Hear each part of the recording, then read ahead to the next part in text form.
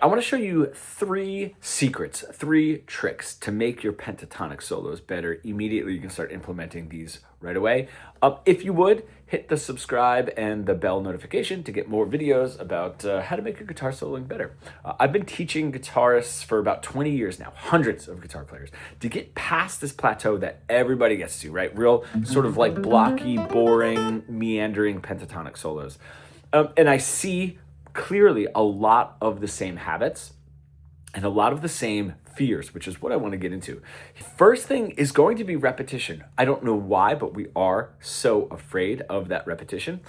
And we want to make sure when we're playing a solo that we are continuing a conversation. That's what we love about our favorite guitar solos and our favorite guitar players. So don't forget, music is a language, and the guitar is the voice that we're speaking or singing that language through. And that's what we love about our favorite guitar players, is that they're saying something. They're not just throwing a bunch of notes, or in this sort of like language way, just throwing a bunch of words out there.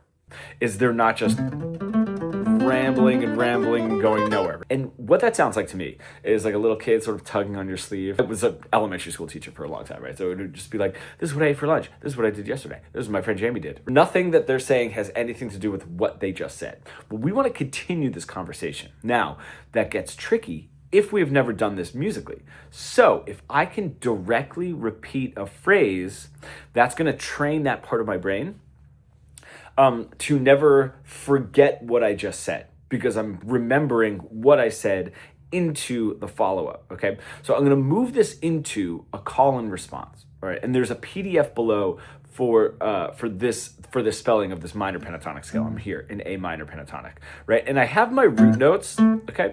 And if I build up the call, the tension, the emotional arc, and then I let it down with the response, it kind of feels nice and safe. I might build up a little emotional arc, a little tension, and then I can bring that down and resolve it with my resolving note, with my root note, okay, of the minor pentatonic. So that's what I'm going to use, all right? I'm already going to start building a little bit of movement and momentum, giving a call and response. But when I give the call by landing on one of the tension notes, a flat 3 or a flat 7, which is on either side of those root notes, right? The note ahead is the flat 3 in the scale. Root note, the note ahead, the next note is the flat 3. Root note, the note behind is the flat 7. If I end a lick on those, it creates tension. So what I want to do is build a very simple lick, okay, ends on my flat 3, and then repeat the same exact one, and then just add my resolution. And I want to do that over and over and over, okay?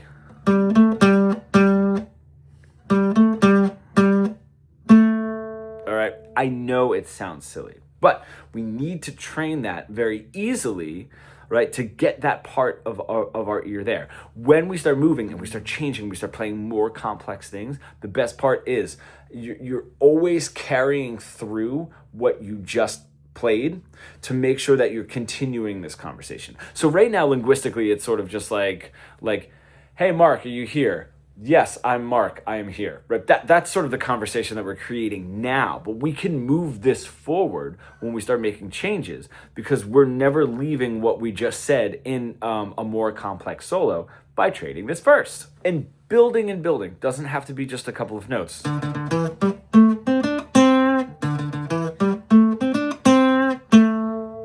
And that's how we get more complex and more complex. Now, I'm not going to play anything too wild here, but if I just jump in this sort of A blues,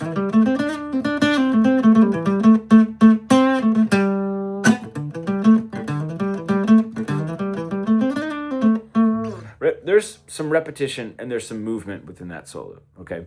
I'm not just playing lick and repeat, lick, repeat. But because that place in my brain is working, well, however well my brain works, I'm able to play a solo and it does not sound any more like this.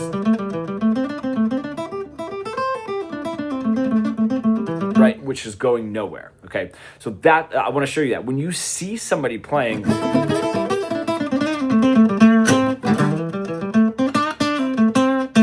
it might might sound at first like they're just running up and down that blues scale, running up and down that pentatonic. But that is a bunch of smaller phrases that you are working on now, strung together, and then creating, instead of just sentence, question, answer, just creating a bigger emotional flow through a paragraph, right? This is just like learning a language. That's what we're doing here.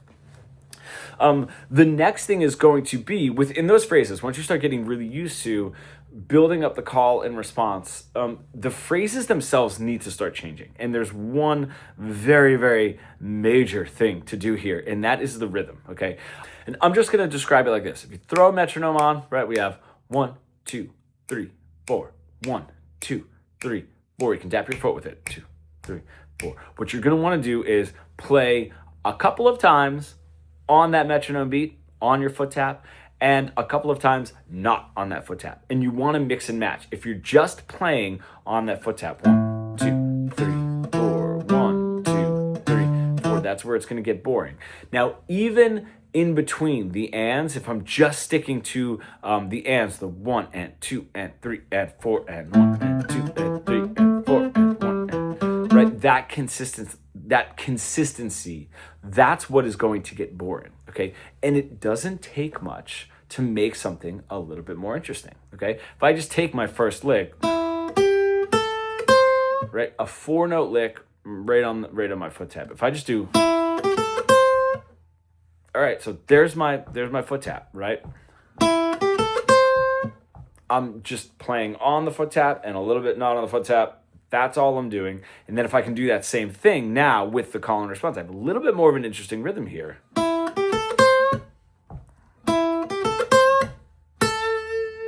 Cool. I have a call and response. It's not super boring. We're getting away from that like da da da da. 1, 2, right? And we're mixing and matching. It's my resolve. So just doing that, putting a metronome on, finding your licks, putting a metronome on, and playing on the foot tap and not on the foot tap. That's the best way that you can start implementing this. If that does get a little too confusing, take your note choice away. Work on your phrases with really easy rhythms.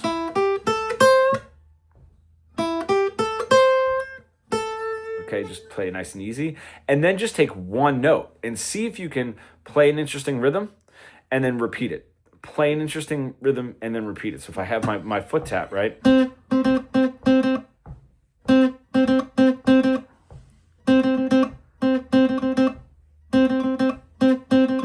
Okay, then start implementing some of those skills of being able to play a rhythm, just one note, because we're taking the note choice away, right? And then being able to repeat it, playing another interesting rhythm and then being able to repeat it. And then you're going to be able to implement that into your phrases, right, as you will.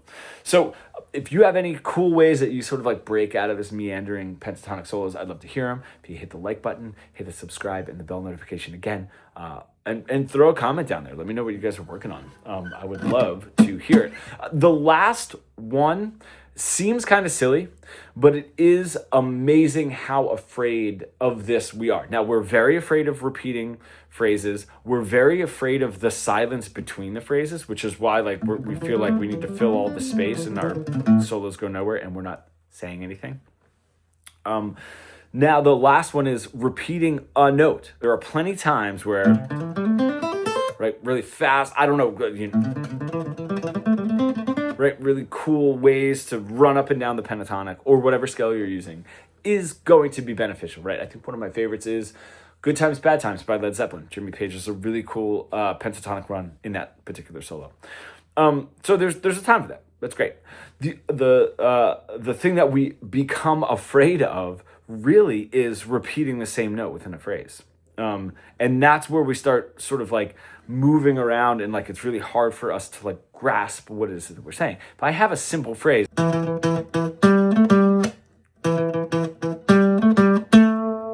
right, that implements what we were talking about. Interesting, somewhat rhythm, right? Judge for yourself. But something that's not just on the strong beats, right? Interesting rhythm, direct repetition, call and response. And I'm playing the same note a couple times. I mean, I'm starting that.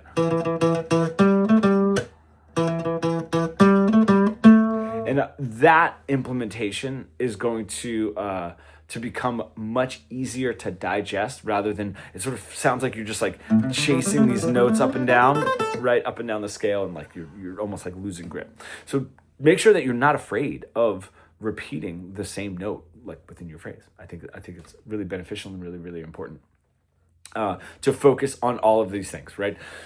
Do not be afraid of the direct repetition. We want to train that part of our brain. Don't be afraid of the space in between. I hadn't mentioned that before, but that is something that a lot of guitar players are really afraid of.